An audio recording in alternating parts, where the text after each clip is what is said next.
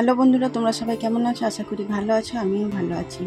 আজ তোমাদের কাছে আমি একটা ভিডিও নিয়ে চলে এলাম। আমরা একটা রেস্টুরেন্টে এসেছি। তো দেখো সেখানে কত সুন্দর সাজিয়েছে। আমরা সবাই যাচ্ছি আর এখানে প্রচুর ভিড়। তো এখানের মানে এত সুন্দর যে বলা যাচ্ছে না, এতটাই সুন্দর, তোমরা দেখেও বুঝতে পারছো যে কতটা সুন্দর।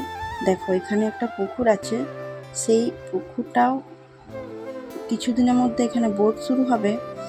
আর এখানের পরিবেশটা দেখো, দারুণ।